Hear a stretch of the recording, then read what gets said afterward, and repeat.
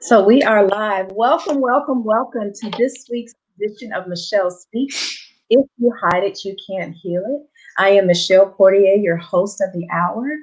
And as you know, we always like to highlight individuals that have encountered adversities and traumas or just things that have impacted them negatively in life and have turned those tragedies into triumphs. They have turned those things into things that they can do to give back to the community and be impactful in a positive way. So today I have with you a very special guest hailing all the way from Canada, who is a Canadian Army veteran who has encountered much adversity and has triumphed over it. And now she's giving back to her community. And so without further ado, I want to introduce my very special guest, Miss Angel Kibble. Thank you so much for joining us today, Miss Angel. Thank you so much, Michelle. I'm so excited to be here with you and your viewers and to just start some conversation, start the dialogue. Exactly. And so, right before we logged in, I had an opportunity to chat some more with Miss Angela. And when I tell you that you are in for a treat today, you are in for a treat. And what I wanted to also share with you, she has some phenomenal things to share with you. So for you guys that are tuning in right now, make sure that you share this and you tag it. And Miss Angel has a special gift for you if you share this video. And so I will let her share this. But without further ado, Miss Angel, for my listening audience, tell us who Yes. is Angel Kibble personally, professionally, and spiritually? Wow. That's a big question. And you know It what? is. I couldn't have answered it even a handful of years ago. Mhm. Who am I? Well, I'm a bit of everything. I'm a yogi. I'm a spiritual woman. I am one that is embracing my new surroundings and my new environment, and I'm filled with passion for nature, passion for creativity, passion for just creating love. Yes. And that was one of the things that really resonated with me when I was learning more about you is your connection with nature. Um, that is one thing that I've always been drawn to. I feel that nature has a healing quality that no amount of traditional medicine or even therapy can mimic. Just being out in the open and connecting and communing with God, and no technology that interferes with how we, show up and connect with others. Yes, I love it. Tell me more about the yogi. What is? Yoga. Well, I started doing, well, actually, my first practice was with a DVD and a book and stuff, and I just was trying to find some balance and some peace in my own life.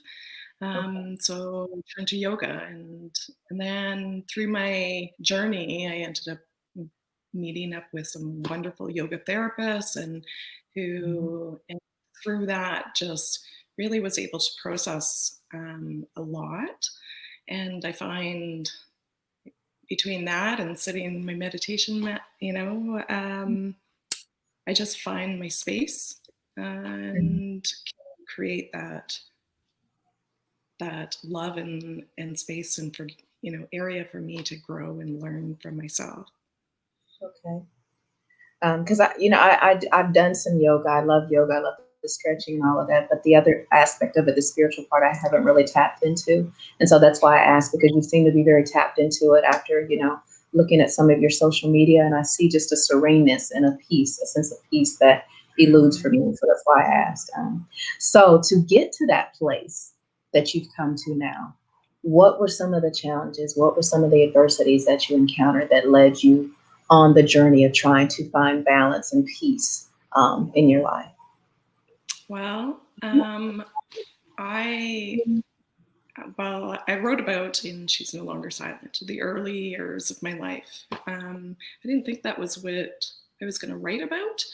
Mm-hmm. But I thought, it starts there. And it really built. I lived in a very dysfunctional environment. There was a lot of generational trauma, and there was a generational abuse and mental health issues. I became a teen mom due to circumstances, and I really just lost who I was emotionally, spiritually. I was so confused because what I believed in and what I was seeing as my reality, they didn't align. Right. And I tried going to church because I grew up with a lot of it, but none of it. Right. Depends on the environment. But that then became a source of making me a target in my domestic environment. So then sitting with my book and my DVD in my living room when no one else was around, and just trying to find that guidance Gotcha. within myself. Gotcha. So when you say that environment, meaning the Christian environment, it made you a target as well as, Yes. can you kind of dig a little bit deeper in that, if you can? Yeah. Well, I couldn't understand it. I came home from church one day and I had my 3 little kids in hand, and it turned into a very nasty situation from my spouse at the time. And I was ridiculed for, who do I think I am, and what do you think you're doing? And that's a bunch of crap. And I was abused for it mentally and physically, and I pulled back. I stopped going. When I should have actually jumped in and been like, no, I need to be here more. Right. But you do what you do in your circumstances. Right. We learn to, adapt to survive, right, to our surroundings. Yeah. And so Yeah.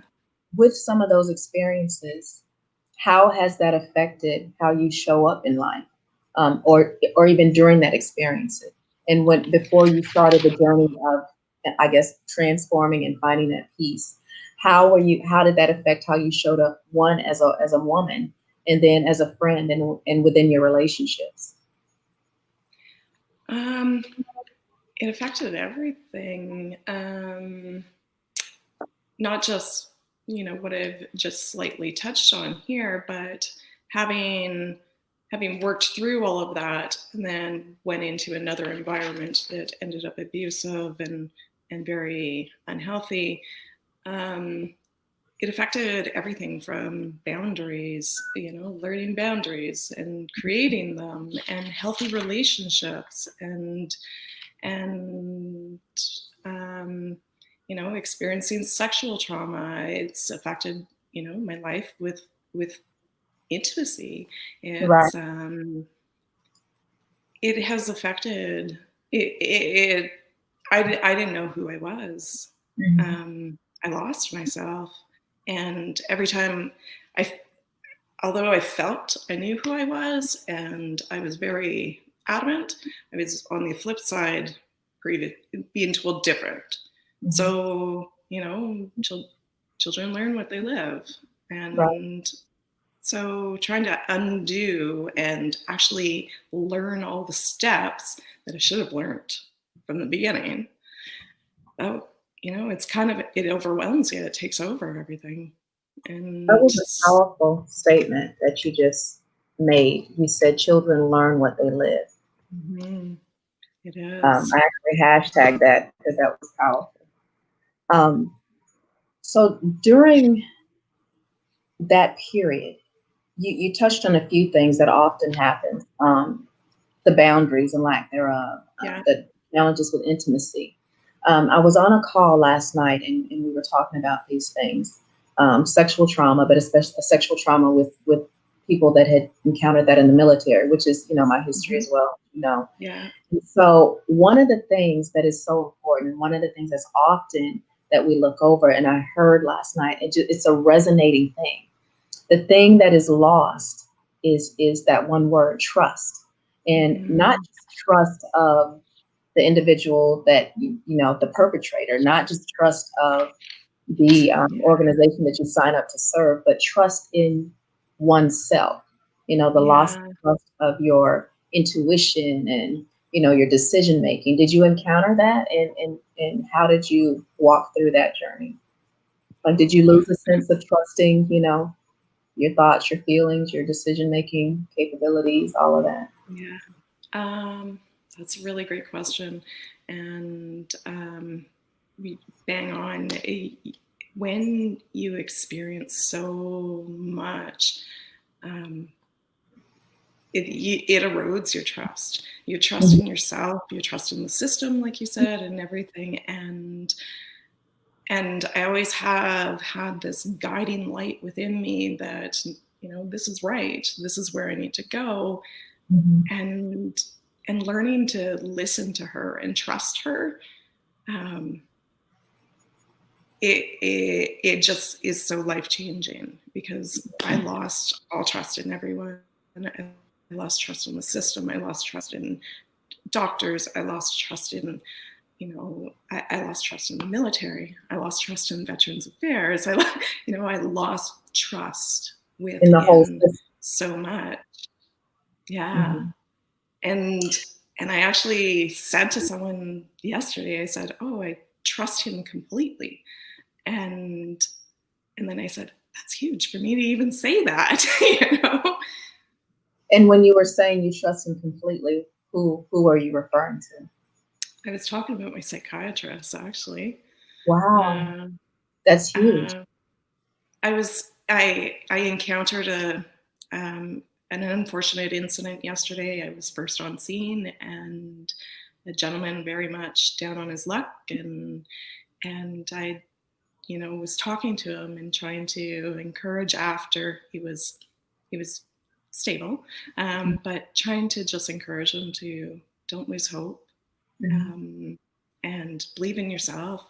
And also, not everyone is bad, because he was talking about the system and stuff Right, for his system right. and his lack of trust. And I had just really tried to infuse him with love and hope and not giving up, because one person broke your trust Mhm. doesn't mean it's the whole system. Right. And every profession and everything, you're always going to find your share of interesting. Mhm. um, but there are so many wonderful, supportive people out there, um, and learning and finding that one person and Mhm. connecting and truly being able to trust that person brings out so much healing. Mhm. And so when do you think it was? Because I know you've had multiple challenges, Mm. multiple traumas. Yeah. So that was compounded. When did you know that you'd taken a turn or a shift as far as when it came to trusting yourself? And then when you began to start trusting others, like what led you to the place where you were able Mhm. to say yesterday that I trust him completely? Um, what was the shift? I actually experienced a really traumatic experience within the military. Well, a few traumatic experiences, and military sexual trauma, harassment, and the injustices and mistreatment within my medical system, because I had some medical issues going on, and just constantly being not believed, not trusted. Um, no, let me rephrase. When I joined, I swore my oath to the military. Mhm. I Right. believed in my soul within the ethos and ethics. Mhm. So what I believed in and what is written on paper was not what was happening. And Right. I didn't understand. I thought, am I losing my mind? you know, I must be losing my mind. And then I had, there was there was no follow-up to my military sexual trauma. It was covered up. It was swept under the rug. It Mhm. was like, oh, passed off. And old boys club sort of a mentality. Mhm. I just, um, I lost it. I lost faith in myself. And I think Mhm. because that's after that, PTSD, whew, I went from, an active, Mhm. super social butterfly to I was disassociating. Like they had me in doing brain scans on me, trying to figure out what kind of brain infection I have or something, because I was just, my first time it happened, I just like dropped and literally, and it was scary. I didn't know how to trust myself when all that happened because I Right. didn't even like, I couldn't touch into myself anymore. You just disconnected from yourself Completely. and from those around you. Yeah. Yeah, and that I that often I happens. don't even Yeah. recognize that person. Yeah. So, what was the thing that started you on the road back, though? Like, was it one particular thing, or was it a series of things? Like, when was the moment that you started to feel like you were, beginning to reconnect? Um, well, my husband was had a very different role in the military. He was also military. His role was Mhm. very was a public relations platform, Okay. and I used I used to go to work with him because I couldn't be trusted on my own. I wasn't safe, um, Mhm. and I was terrified. Mhm. So I would go to work with him. I would sleep on his couch in his office. I would go to the ship with him. I would sleep in his cabin. Um, and then I would go to events with him. And I started using that platform within the military to really to use it as I can do good here. And I was Mhm. his other half and in it. We did a lot of hosting and what have you, and lots of PR, and it just started bringing me back to okay, it's not everyone, um, but the true defining moment was after finding my dream team. Right? My dream team is made Mhm. up of my children, my husband, my therapist, my pain specialist, my like I've got all my people in place now, and I have my dream team, and they're all in my corner. And because of them, I've overcome so much. I've learned to walk again. I've learned to love again. I've learned to forgive myself. Which is huge. I see a lot of emotion. Yeah. What are you experiencing? Oh, it comes up. Even though I've done so much work, it still Yeah. comes up every now and then, and it catches me when I'm not expecting it. Yeah. But that's part of it. That's part of it Part of the is the more process. you talk about it, the more but it's still there. Like I I felt so much shame. I felt so much blame. I felt so lost.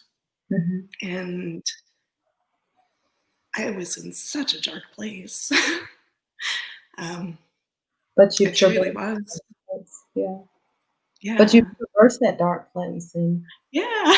And, yeah. you know, everyone can. Mhm. Everyone can. And um, it's so hard to see it when you're in it, though. It's Yeah. so hard to see. Mm. I remember, some of my friends that are quite positive and uplifting, and, I totally lost connection with them because I was just like, I feel so broken, so lost. So like I don't have anything to offer anymore. Yeah. And for me, like I get filled up when I can Yes. help someone. I get filled up when I can create connections. I get Mm. filled up with that. And to remove it all, and to go into this dark, dark place, it, it's so scary and it's so lonely. But you Right. don't have to stay there. Right. So I And want to share with you that Leanne is sending you love, and oh, she said she's feeling with you. So I just wanted you to know that you got some supporters on that are here and that are ah, here in the journey with you. And so I am just so grateful to be able to have this chat with you yeah, and share the journey, because a lot of times by you sharing your journey, it gives other people the permission to do so as well. It gives them yeah, permission to begin that journey. And often when we're in it, we forget that just like on this journey called life, the path to healing, that is also a journey. It's not a destination that we arrive at. It's hmm, a journey. It's part of the process. And so I'm just truly honored to see your progress. You said that there was a period of time that you were in a wheelchair. Was yeah, that a part of your trauma? Can you kind of share with us what happened? yeah. So I've sustained some physical injuries, and it started out with just a knee injury, and it's spread. I've got a neurological disorder called a complex regional pain syndrome, Mm-hmm. which developed from my service-related injuries. And then having that and going through a lot of harassment and mismanagement of my medical, it continued to spread. Mm-hmm. Um, and it consumed me. That, and then when I was attacked and on base there, the two, PTSD and complex regional pain syndrome, they're both the neuroplasticity and they play off of each other. Mm-hmm. It got so bad I wasn't able to walk. My leg, it was like it was not even my body. It was this. It was on fire. It was so painful. It was, and I say it was. I still live with it, but I manage it different. It just consumed me. And then having the mental health issues that arise after my military sexual trauma, it, the combination of the two, I couldn't walk anymore. I like it sucked everything out of me. I used crutches and wheelchair. I was dependent for a couple of years between the two, but I You fought said hard. a couple of years that you were in a Yeah, right.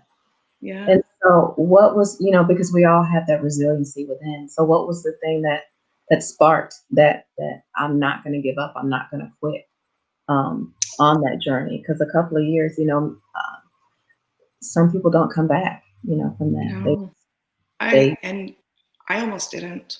mhm, Um, I got to the point in my life that I was, I lost all hope mhm, of, and when you lose any hope, uh, when it doesn't seem like there is light out there, mhm, there's no way of reaching for something you don't believe is actually going to actually happen in your life. And mhm, I lost all hope between everything. And I reached out actually to a dear friend, um, and I said, I need help because I was fighting the system on trying to get my treatment in order to get better, and I was being denied everywhere I went, and despite being approved, and so my battle, went on. But so I went to the media and mhm, on my friend's advice, and I I went. I did a radio show with someone. I also went on global television and global TV and tried telling my story, and I hardly spoke. like it was mostly just tears. And I look at the video now and I'm like, who is that person? But And I got the treatment I needed out of yeah, it yeah. eventually. Mm-hmm. And my dream team really stepped up, and between my pain specialist, my psychiatrist, and my family, I was able to start to see a light. Mm-hmm. And there was a little spark and a little bit more and a little bit more, and I just kept going, and I haven't stopped, and I'm not going to stop. Right. Because are we ever healed? Right. Have we ever overcome everything? Right. Well, for me, the moment you stop growing, that's when you start dying. Exactly. I couldn't have said it any better myself. I feel the same way. Mm-hmm. You said something. There are two things that you said that I think are key to bring out. Yeah.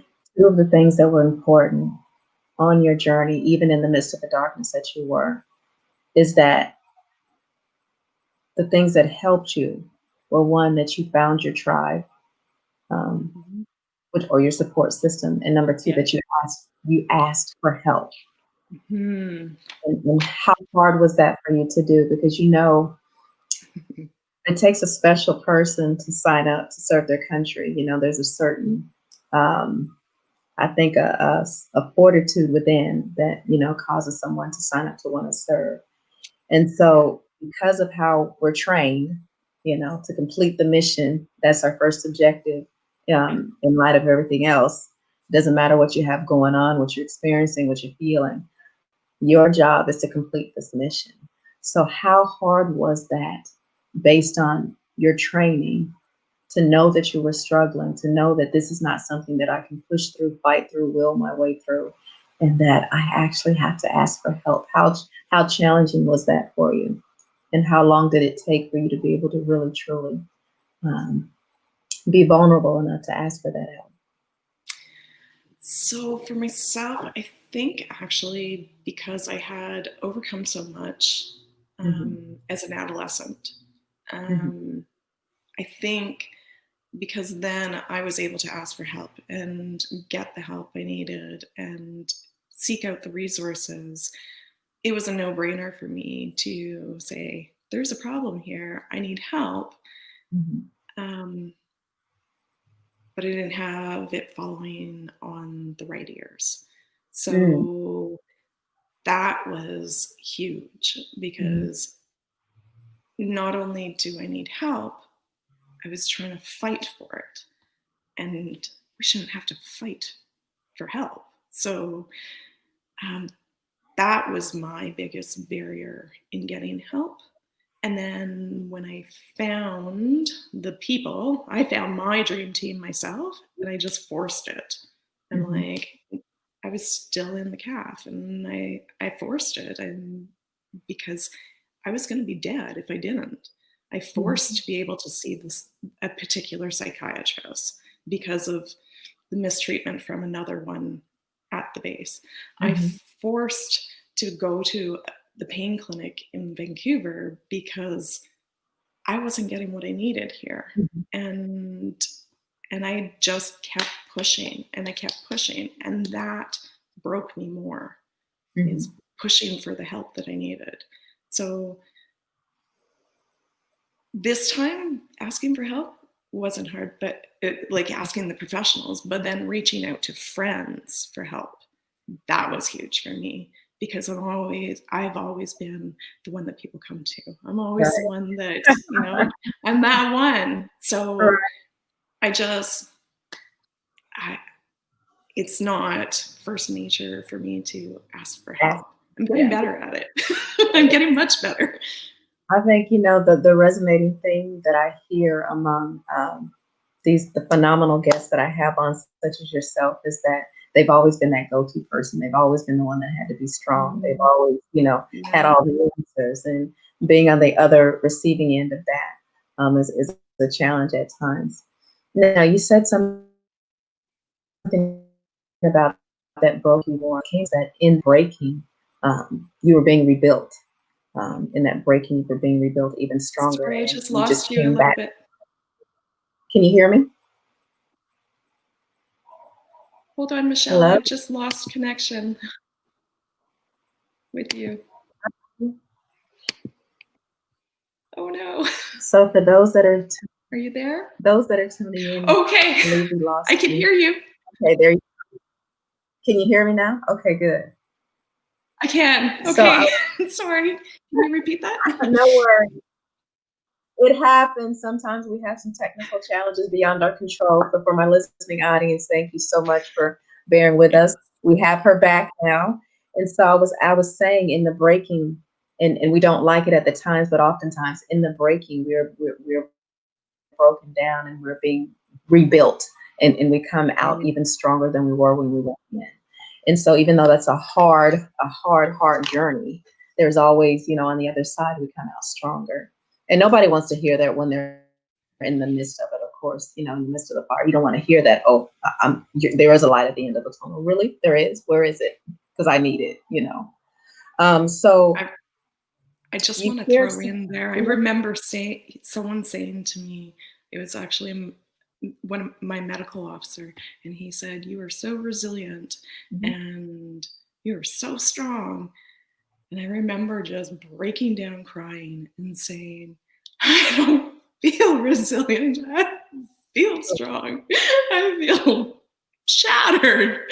So, Right. yeah, that just came to my mind, and I wanted to share that. Yeah, yeah.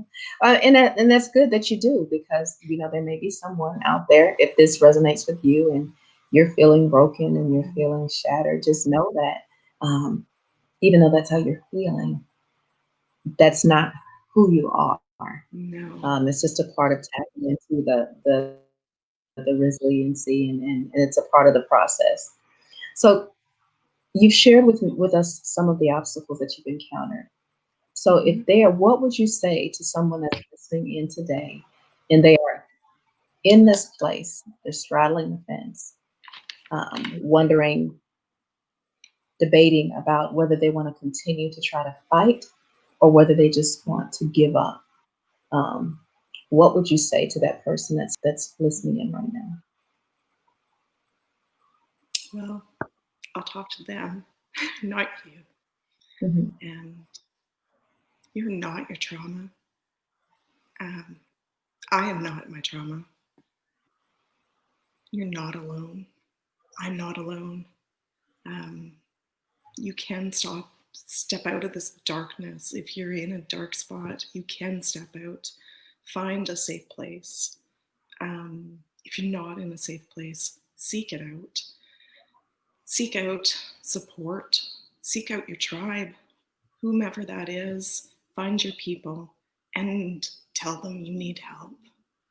Um, don't do it alone, because none of us were designed to do this alone. A lot of Hmm. us take on that superpower, um, or superhuman, I have to do it all. That's not realistic. It's not anything. But you can move from being a victim to a survivor, and you can then choose to be a thriver. And and I'm not, like, myself, I still battle with my injuries. I still battle with my illness. I still have to face it every single day. But I choose to step up. I choose to face it. Let go of what doesn't serve you, and really understand I'm not defined by my past. I use it to live a purpose driven life. Hmm. It's not what I once thought it was going to be, but no, I'm here for a reason. God has me here for a reason, on this journey for a reason. And and we're on this journey together. And if you feel like you don't have anyone, reach out, co- contact me, contact Hmm. Michelle, contact someone, because you're not alone and we won't leave you alone. That was powerful. Thank you so much for sharing your heart. um, as you stated, because we do Mhm. struggle with things daily. So Yeah. on a bad day, Mhm. what does that look like, and how do you get through the day? And then on a good day, what does that look like? So, on a bad day, what does that look like to me?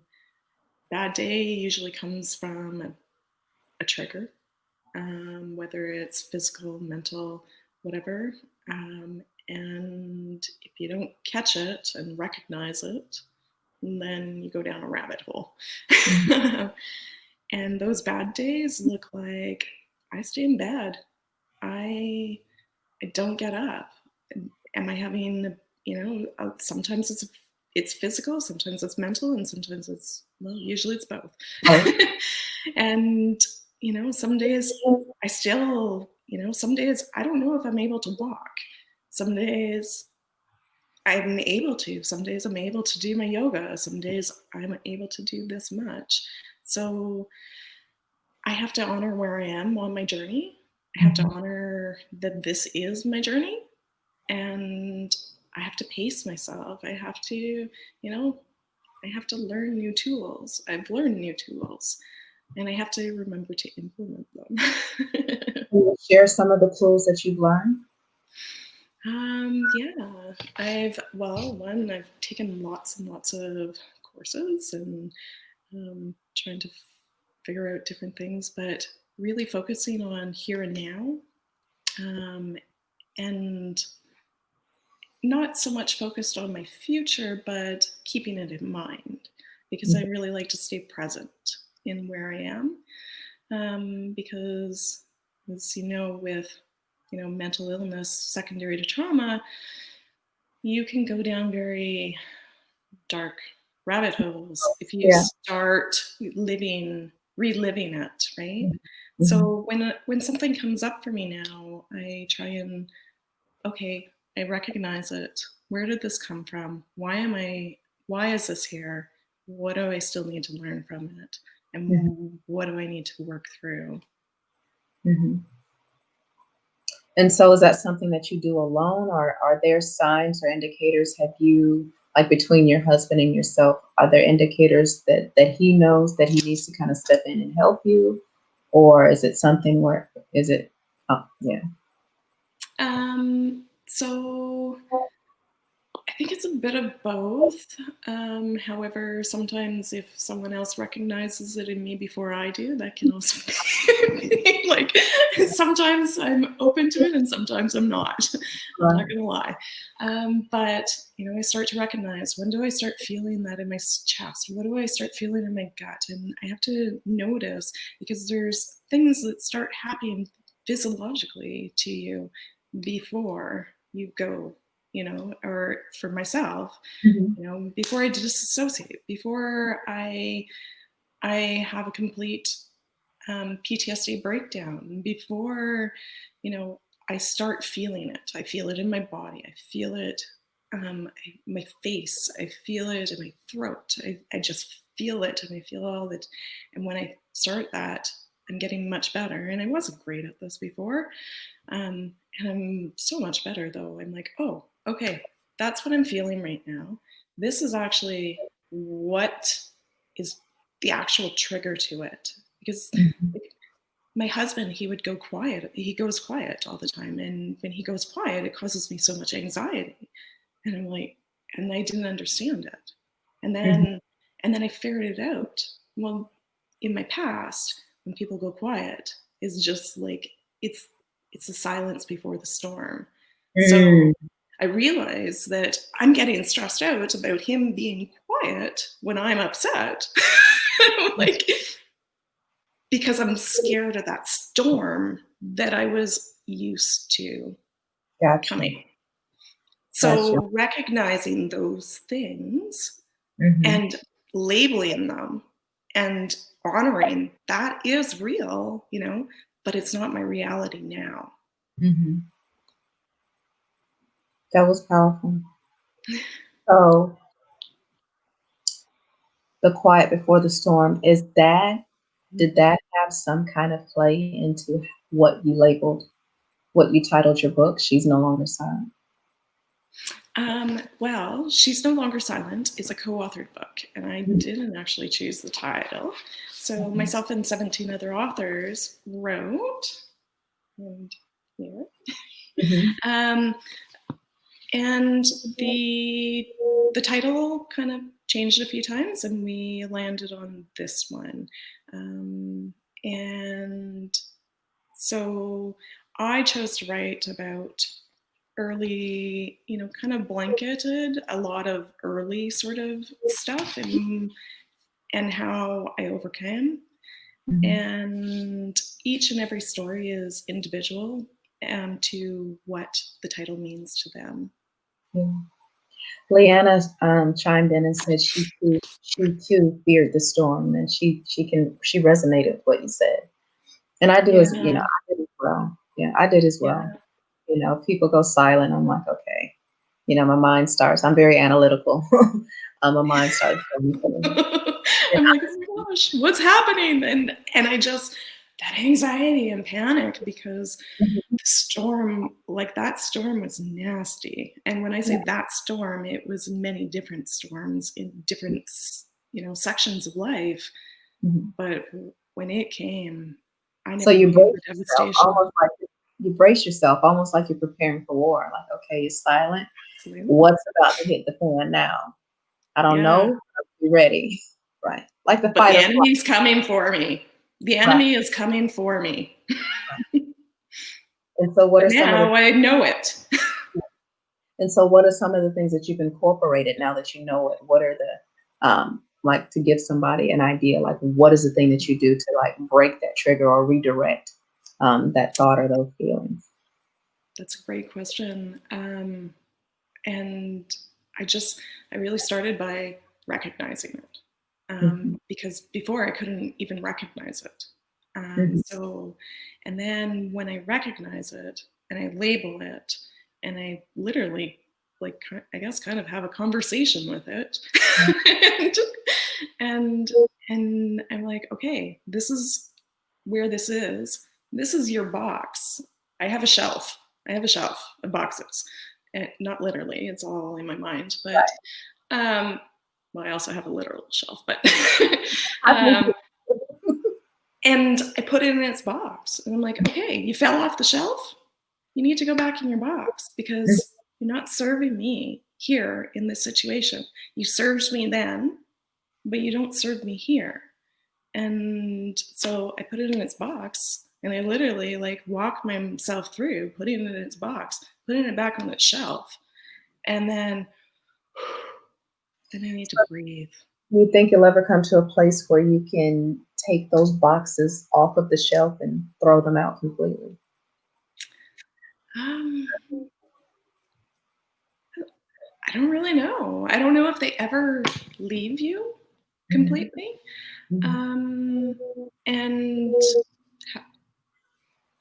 But I choose when I take them off the shelf and where I take them off the shelf. And when I do, I sit with them and I sort through the box and try and figure it out because it's a mess. Right. They're messy. So I go in and like home organizers, I'm like, I need to sort through you. So I have to take time and step back. It fills me up to help people and reach out to them and connect and also, inspire. But I also need to step back and do my own self-care. And you got to do the work. Yeah, you got to do the work. If you don't do the work, you're just hiding it. And like you say, if you hide it, you can't heal it.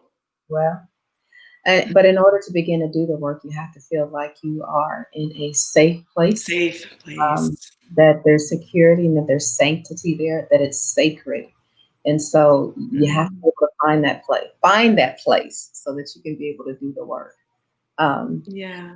What has been one of your most defining moments on your journey? Most defining moment. That can be taken in many different ways, but reaching out um, and asking for the help in the right places, but and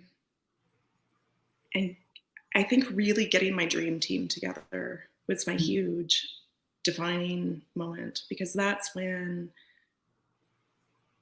I started seeing sparks. And where there was no sparks, it was just dark and it was scary. It was so scary. I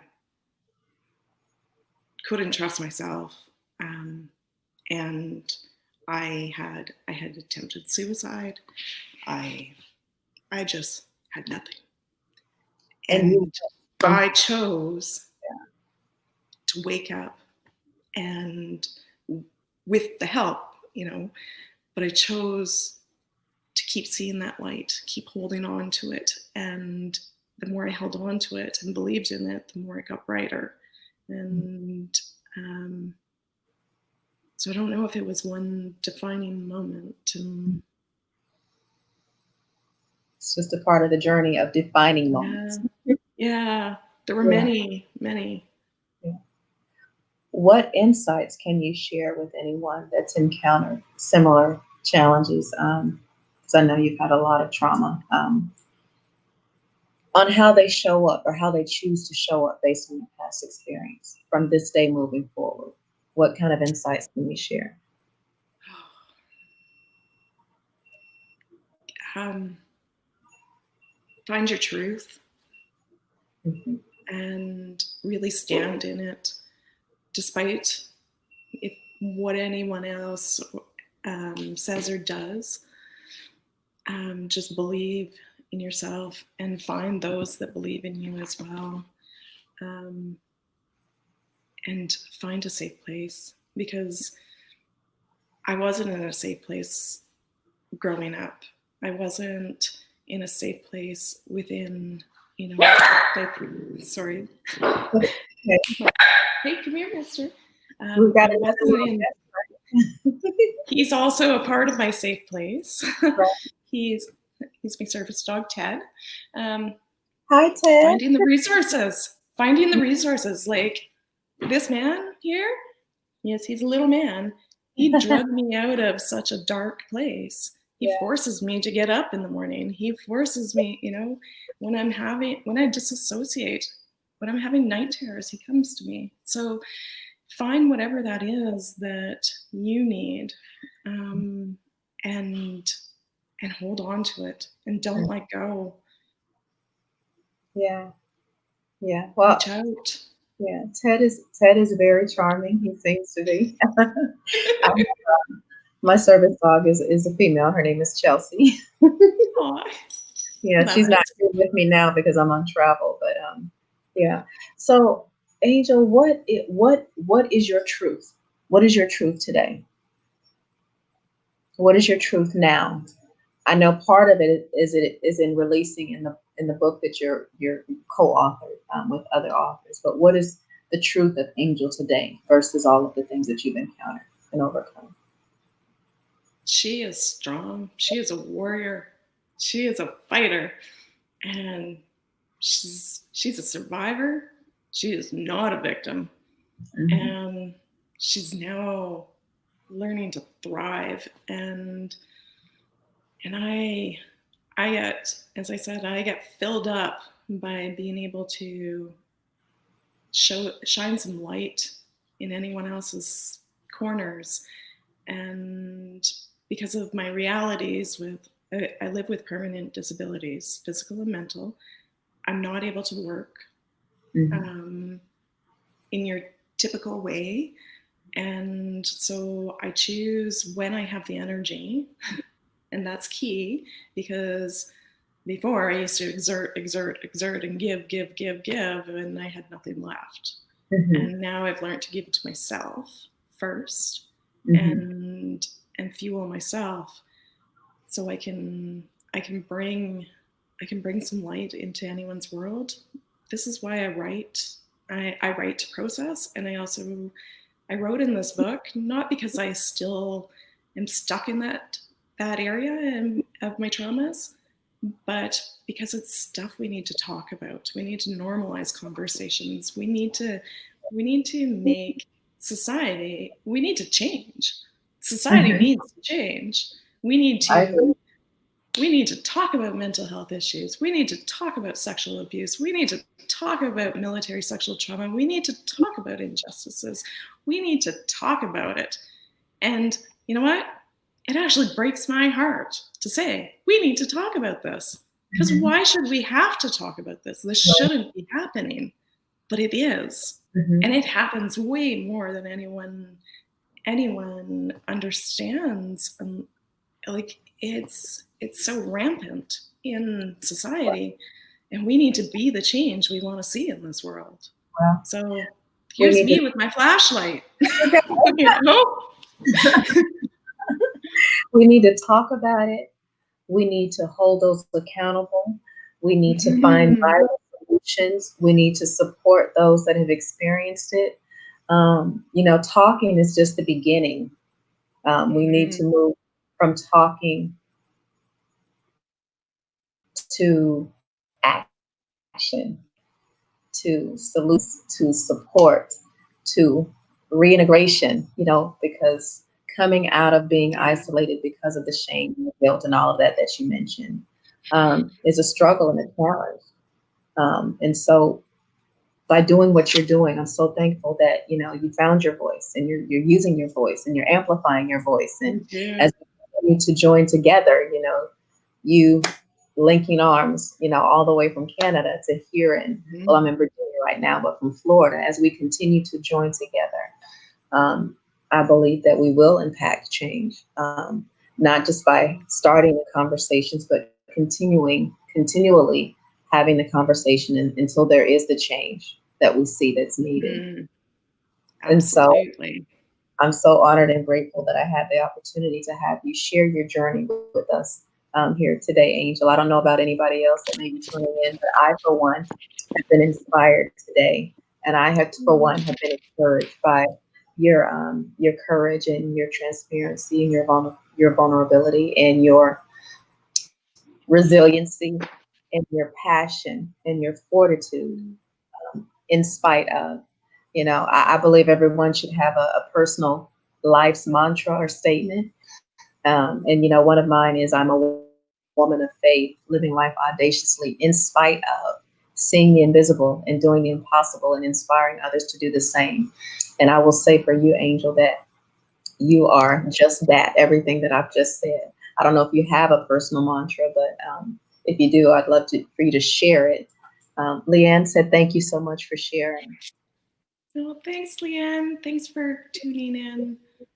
And thank you for So, sharing with us.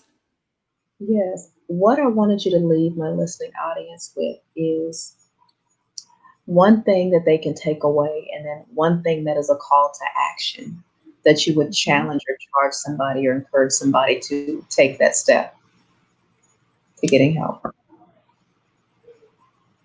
I guess my one takeaway is you're not your trauma. You're not defined by your past. You can use it to live a purpose-driven life, and Mhm. you can be empowered. And reach out. I would love to hear from you. Check out my new website. It's coming live for the very first time this Saturday, as is to align with World Mental Health Day Mhm. and the Amazon release of She's No Longer Silent. And I have much more that will be following. And to anyone that shares this post here, your live feed, and tags yourself at Michelle Speaks and myself at Angel Empowerment, and She's No Longer Silent, I will private message you and I will send you a signed copy of my book. So, for those of you that want to learn more about what She's No Longer Silent, make sure that you tag and share this post, and Angel will reach out to you and gift you with a copy of her book launch. Prior to her book launch, which her Mhm. book launch will be this Saturday, October 10th. So if you have not, make sure that you visit the She's No Longer Silent page, and sign up and register to attend her book launch. If you want to know more about Angel, make sure that you take down the website that's scrolling across the screen, angelempowerment.ca, and it will be live and active on this Saturday, October 10th. So make sure that you check her out. Phenomenal things are coming. Mhm. She's such a force. So make sure that you connect with her and follow her. And also, what I wanted to leave you with is some of the takeaways that resonated with me. On your journey to healing and being silent no more, find balance, find your tribe, ask for help, and honor where you are, wherever you are on your journey to healing and recovering. Just honor where you are in the present moment and understand that you are not your trauma and that you are not alone. Mhm. And so I want to thank you again, Angel, for joining with us. For those of you that are tuning Thank in, thank you. you so much for tuning in again to Michelle Speaks. If you hide it, you know you can't heal it, where no topic is taboo. We will look forward to you tuning in with us next week for our next edition, and be on the lookout soon. But until next time, this is Michelle of Michelle Speaks. If you hide it, you can't heal it. Signing out. Take care, be well, and Thank God you. bless. God bless.